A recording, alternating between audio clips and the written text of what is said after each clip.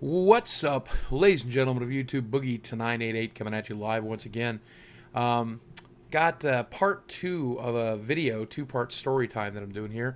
This is part two about tabletop gaming. If you're interested in video games and most specifically MMORPGs, you should watch part one. You can find a link to it in the comments section below. I might even put a link up here above the man cave sign, so you can go check that out if you'd like. And then come back here and let's watch part two together. Part two, I want to talk about tabletop games.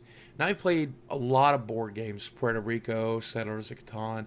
I played a lot of role-playing games, Dungeons and Dragons and Pathfinder and GURPS and things. And I've been playing those all my life. You know, I saw Dungeons and Dragons for the first time my freshman year of high school.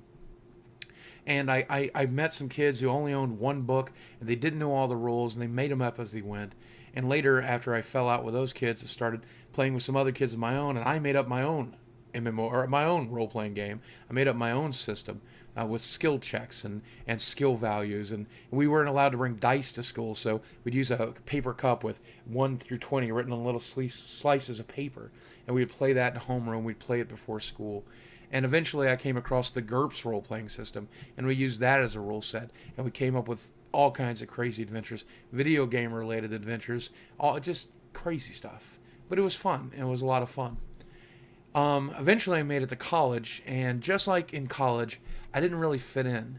You know, I was always kind of sick all the time. I had the asthma, the breathing. I wasn't very athletic.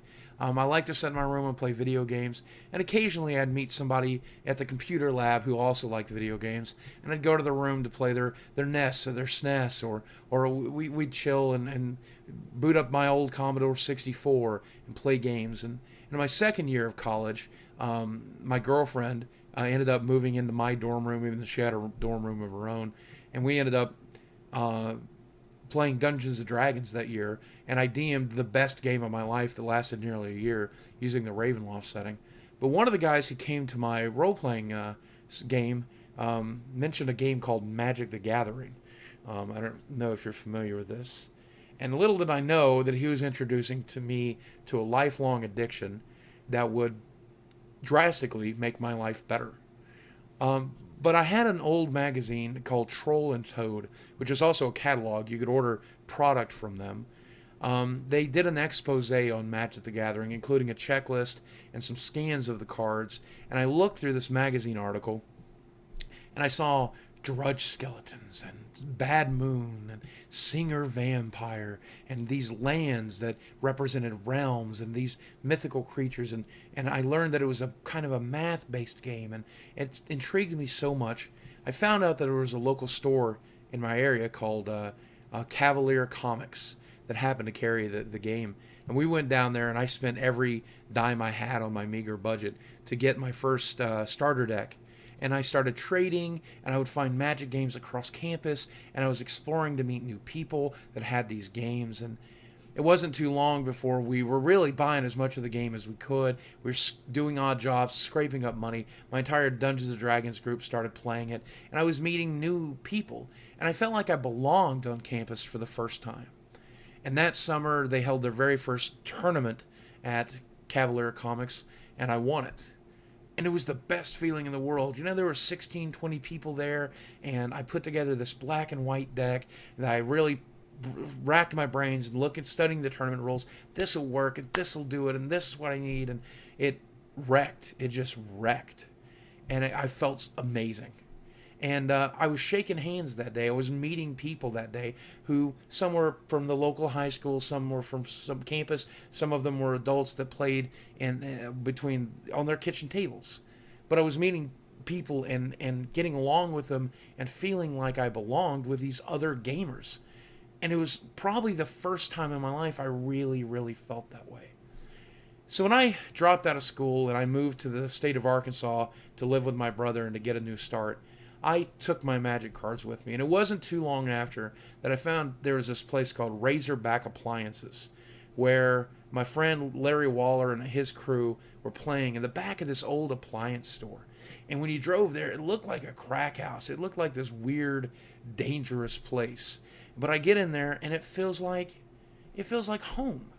there's all these people sitting around and they're trading cards and they're playing Magic, and they want to look at my stuff. They want to look at my trade folders, and they ask to play a game of Magic against me. And I meet some people that are going to become lifelong fixtures in my life right there that day, that night. Some of the people that have become best friends, who were there when I was sick, who were there when I was needy, when I was broke, who was there when I was making money, and I spent money on them. That was the crew. And it's funny because I also met the most influential and most important person in my life, next to my fiance, of course, my good friend Chad, who's been my roommate now for 18 years and has been my best friend for just as long. We were playing in a restaurant called Pete's Place, and he sat down in front of me and offered me a game of Magic. And little did I know that across that game of Magic, when we shook hands for the first time, when he did his Beavis from Beavis and Butthead impression, saying that his deck needs to go faster, needs to be faster, that this would be a guy who would later save my life. You know, that would later, when I was very, very sick, make sure that I got to the hospital, or when I was broke, make sure that I had food on the table, you know, or made sure that I had a place to live when I was homeless on the streets. That's the guy. And I met him doing this. And I played Magic off and on for the better part of the last 19 years. And I've met thousands of people. In 96 to 99, when I was young and I was first starting to make my money, I traveled. Well, you know who you are if you're watching this video too. I traveled to Grand Prix, and I traveled to Pro Tour qualifiers. I traveled as far west as Lubbock, Texas, as far east as Richmond, Virginia, to play this game. And I would top 8 occasionally. I would do well. But more importantly, I would meet people from all walks of life. Sometimes it was that high school kid. Sometimes it was that 9-year-old who's learning to play with his dad. Sometimes it was a Pro Tour player. Sometimes it was a rich kid who had all the cards, had the foiled out deck. Sometimes it was a mom. Sometimes it was a dad. Sometimes it was a family guy. Sometimes it was some weirdo. Sometimes it was another fat guy like me. But I met thousands of people, and they got to know me, and I got to know them. And when you sit down to play this game, and I guess it's true of most games, but Magic's particularly for me, sure, I'm playing a game, but it's not about these cards, these silly pieces of paper with goofy names on them. Mox Diamond, Ivory Tower, Masticore, Nevinyrral's Disc, Sundering Titan. These cards are important because it is the game that we're playing, and it's very compelling. It's a very compelling game to me and the thousands of people that play it every day, hundreds of thousands. But I get an opportunity to sit down at a table and shake the hand of someone I've never met and introduce them and trade their names, and we get to put together this joint puzzle. And win or lose, there's an opportunity to meet somebody, an opportunity to learn something from somebody. And maybe it's the way they play the game, or maybe it's the way I play the game. Maybe it's something about being a good sport or being a bad sport. Maybe after the game, we stop to talk for a little while and get to know each other a little bit. And maybe we make a friend that night. And maybe that's someone you'll have in your home in the next cookout that you do, or the next party that you have. Maybe you'll be invited to their home to play Magic, to trade cards.